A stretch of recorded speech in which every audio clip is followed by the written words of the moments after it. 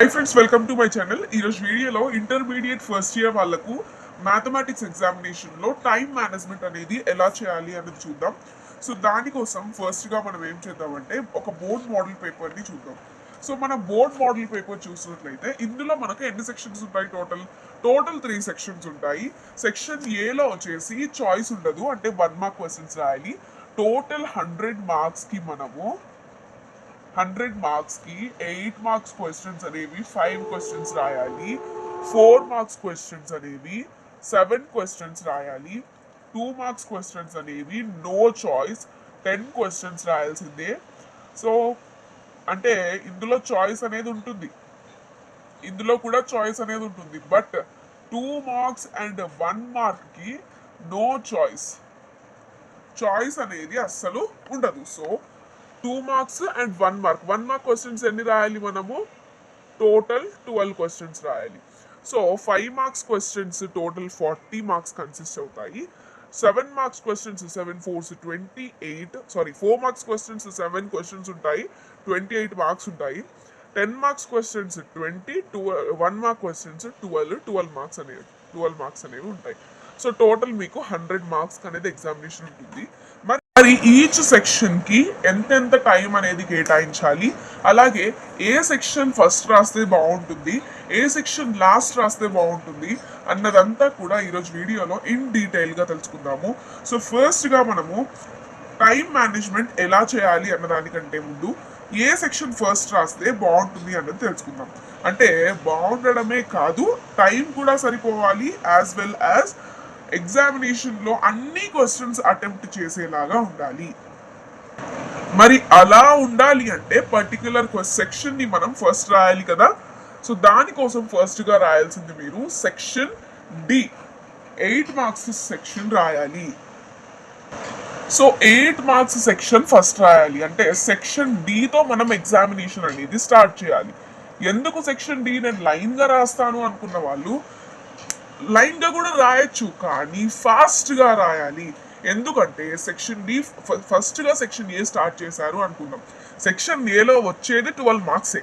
ఈ 12 మార్క్స్లో 1 mark questions కొంచెం క్రిటికల్గా ఉండవచ్చు, లేక ఈజీగానే ఉండవచ్చు. కానీ క్యాలిక్యులేషన్స్ ఒకవేళ చేయాల్సిన టైం వచ్చింది అనుకుంటే క్యాలిక్యులేషన్స్ చేయడానికి మనకు 1 మార్క్ సెక్షన్లో కంప్లీట్ అయిపోతుంది టైం అనేది.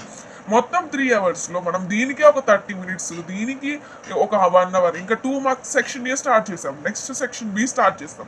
సెక్షన్ బి స్టార్ట్ చేసినప్పుడు 2 మార్క్స్లో కూడా క్యాలిక్యులేషన్స్ చేసే ఉంటాయి. అవన్నీ థింక్ చేసేసరికి మనం టోటల్ 3 సెక్షన్స్ అనేవి 3 అవర్స్లో రాస్తాం.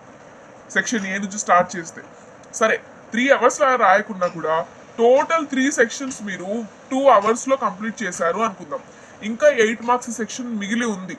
సో టోటల్ 3 సెక్షన్స్కి మీరు ఎన్ని మార్క్స్ గెయిన్ చేస్తారు అంటే 60 మార్క్స్ మాత్రమే గెయిన్ చేస్తారు టోటల్ 3 సెక్షన్స్ రాస్తే. టైం అనేది 8 మార్క్స్కి తక్కువ వచ్చింది అనుకుందాం. అంటే ఒక 2 క్వశ్చన్స్ 8 మార్క్స్ కూడా రాశారు, కానీ 2 క్వశ్చన్స్ మిగిలాయి లాస్ట్లో అనుకుందాం. దానికేమో టైం 10 మినిట్సే ఉంది అనుకుందాం. అప్పుడు ఏం చేస్తారు? అప్పుడు టైం అనేది ఎలా మిగలదు. అనవసరంగా మనం 16 మార్క్స్ అనేవి కోల్పోతాం. 2 క్వశ్చన్స్ 3 క్వశ్చన్స్ మిగిలితే 2 క్వశ్చన్స్ మిగిలితే 16 కోల్పోతాం.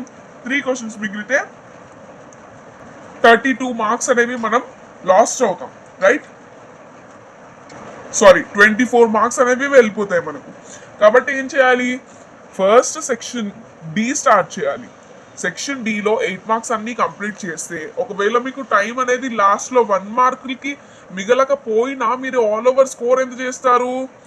88 స్కోర్ చేస్తారు. అంటే 80+ పక్కా వస్తుంది.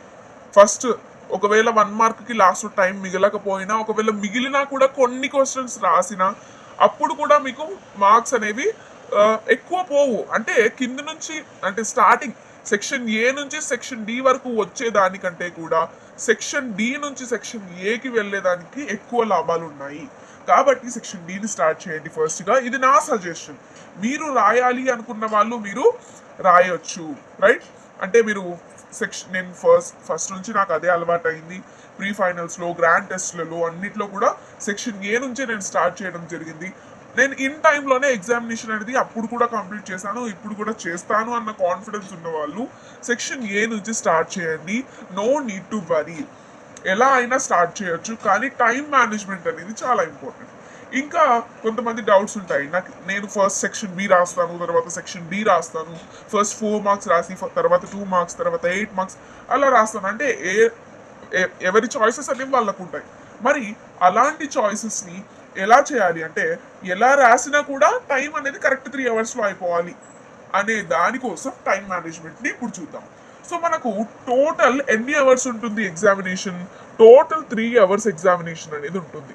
3 అవర్స్లో మనకు టోటల్ సెక్షన్ ఏ రాయాలి, సెక్షన్ బి రాయాలి, సెక్షన్ సి రాయాలి, సెక్షన్ డి రాయాలి.